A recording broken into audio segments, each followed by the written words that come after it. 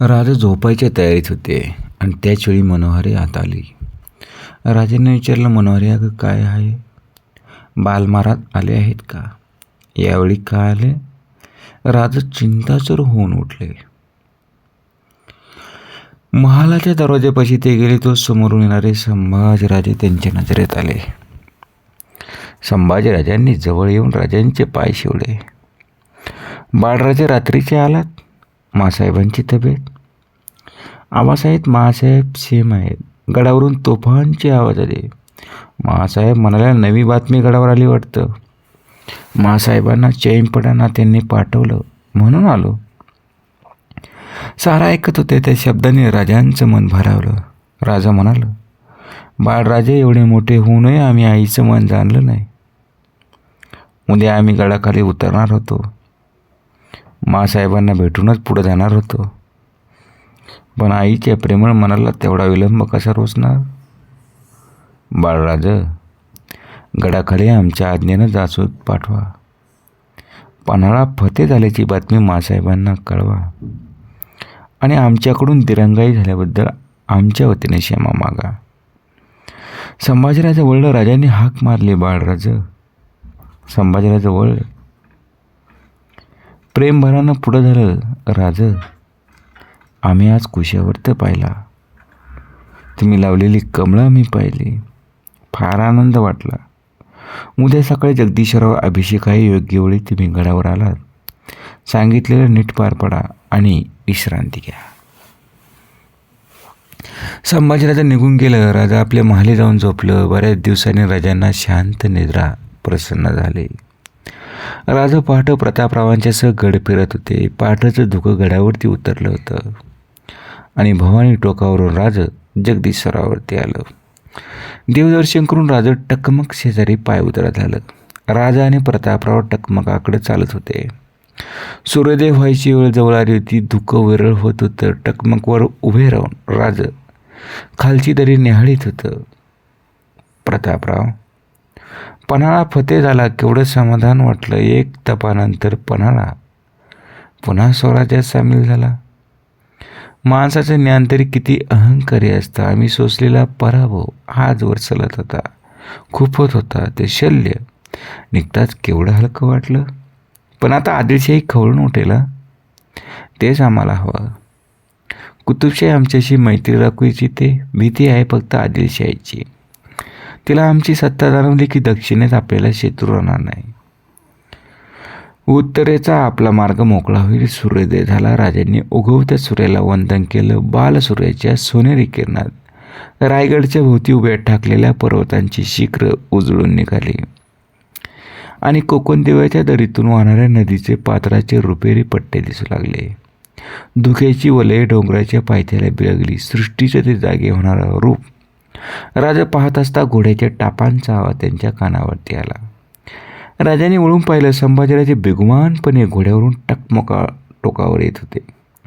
नजीक येऊन संभाजीराजे पाय उतार झाले. शंभूबा, टकमक टोक गडाची अवघड जागा, दुतर्फा तुटलेले आम्ही सोडलेली घोडी पाहुणे इथवर. घोड्यावरून का आलात? कुठं जनावराचा पाय घसरला तर? एवढ्या तातडीनं बरे आलात? संभाजीराजे हसले, म्हणाले, आबासाहेब, आईसाहेब आपली वाट पाहत आहेत. सांगायचं विसरून गेलो. चला जाऊ आपण. राजांच्या महालासमोर सर्व राण्या राजांची वाट पाहत उभे होते. पुतळाबाई पुढे झाल्या. राजा म्हणाले, तुम्ही कुशावर्तावर गेला नाही? सकाळीच महादेव कुशावर्तावर गेला. सर्व तयारी झाल्याचं त्यांनी आम्हाला कळविलं. आपण याल असं वाटलं.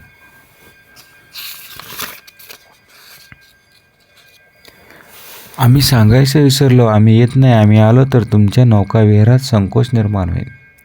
शिवाय बाळराजे तुमच्याबरोबर आहेतच. राजांची नजर सर्वांवर फिरली. त्यांनी विचारलं, थोरल्या राणीसाहेब त्या येत नाही? म्हणाल्या, ठीक, तुम्ही जा अभिषेकाला, उशीर नको. अभिषेक करून 2 प्रहरी उली कल्ल्यावर राजा संभाजी राजांचं गडाखाली उतरलं आणि पाचाडच्या वाड्या जिजाऊसाहेबा राजांची वाट पाहत होत्या. राजा जिजाऊसाहेबांच्या समोर गेलं. पाय शिवून म्हणालं, मासाहेब, आम्ही शरबंदी आहोत. वास्तविक पाहता कालच आम्ही गड उतरणार होतो, पण दीर्घाई झाली. असल्या लहानसहान गोष्टी कसल्या मनाला लावून घेता? आमचं वय झालं. गौऱ्या पुढे गेल्या. या वयात देवधर्मात मन गुंतून बसावं की नाही? तिथेही मन लागत नाही. गडावर जरा खट्ट झालं तरी मन गडावर धावतं. राजा जिजाऊसाहेबांच्याकडे पाहत होतं.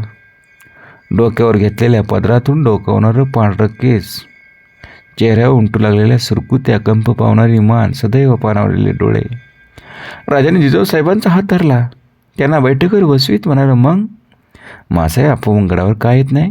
शोभा, आता 70 ओलांडले, अजूनही संसारातच रमू म्हणतोस? आता घरात पोरी आल्या, त्यांना सारं पावते करू दे. मी का जन्माला पूर्ण? पिकलं पान आज न उद्या गळून पडायचंच. मासाहेब, राहिलं पण सत्याकडे डोळेजाग करून चालत नाही. राज संभाजी मालात आले. जिजाऊसाहेबांना बिलगून बसले. ते त्यांच्या पाठीवरून हात फिरवत जिजाऊसाहेबांनी विचारलं, बाळराजे कुठं होता? बागेकडे गेलो होतो. राजा, बाळराजांना पागा, शिकार, औषध. राजा म्हणाला, औषध कसलं? जिजाऊसाहेबांनी विचारलं, तुम्हाला माहीत नाही वाटतं? संभाजीकडे पाहत राजा म्हणाले, शंभूराजे शिकार औषधासाठी करीत नाहीत, आपल्या औषधासाठी म्हणून करतात. परवा त्यांनी डुक्कर मारला तर आपल्याला चरबी हवी म्हणून. राजा जिजाऊसाहेब संभाजीराजांना जवळ घेत म्हणाले, तुमच्या नशिबात बालपण नव्हतं. याच्या वयाच्या असताना रोडीश्वराची शपथ तुमच्या गळ्यात पडली. निदान यांना तरी बालपण भोगू द्या. आम्ही कुठं नको म्हणतो, भारी प्रेमळ पोर आहे. जरा जरी बरं नसलं तरी जवळून हालत नाही. पूजेपासून झोपेपर्यंत साऱ्यावर याचं लक्ष असतं. गडावर तप आवाजलं राहावे ना, तर हा जायला तयार झाला. ज्याला गडावर पाठवलं आणि मग मलाच काळजी वाटू लागली. असल्या कामात तरबेज आहेत ते. आजचीच गोष्ट घ्या ना, आम्ही टकमकवर उभे होतो. घोडी दारू कोठाराजवळ सोडून आम्ही पायी टकमकवर गेलो होतो. हे आमचे युवराज सरळ घोडा ओदळी त्या चिंचोळ्या टोकावर आले. आणि संभाजीराजांच्या चेहऱ्यावर हसू होतं. कृत्रिम रागाने जिजाऊसाहेब त्यांना चापटी मारीत म्हणाले, होय रे? राजा हसलं. पुरे मासाहेब, फार मोठी शिक्षा झाली. जिजाऊसाहेब हसता हसता एकदम थांबल्या. राजा, तुम्हाला पोराची काळजी काय असते ते समजू लागलं राजे. पण त्यातही मोठं सुख असतं. आपण वाढवलेलं, जपलेलं, रोपटं मोठं झालेलं पाहण्यात फार मोठं समाधान असतं. ते समाधान मी भोगते आहे. तुम्हाला ते पाहण्याचं भाग्य मिळेल तेव्हा मी काय म्हणते ते कळेल. जिजाऊसाहेबांनी एकदम विषय बदलला. त्यांनी विचारलं, तुम्ही आता पणाला जाणार म्हणे? जी मासाहेब. आता आदिशाहीची कळ काढली खरी. त्याचं लक्ष वळायच्या आत गड मजबूत करून घ्यायला हवं. सरळ पणाळ्याला जाणार नाही मासाहेब. वाटेत पोलादपूर आहे, कवींद्र परमानंद तिथंच आहेत. त्यांचं दर्शन घेऊन प्रतापगडला 1 दिवस राहू. देवीची पूजा करून आम्ही पुढे जाऊ म्हणतो. तसंच करा. संकटाच्या वेळी देवाला हाक मारण्यापेक्षा जेव्हा असे सुलक्षिणी योग येतात तेव्हा त्याला आठवावं. त्यानं तो प्रसन्न होतं. आम्ही लवकरच येऊ. प्रतापराव आमच्याबरोबर आहेत. चिंता नसावी. तब्येतीला जपून राहावं. आमची काळजी कसली? हे बाळराजे आमच्यावर डोळ्यात तेल घालून आहेत.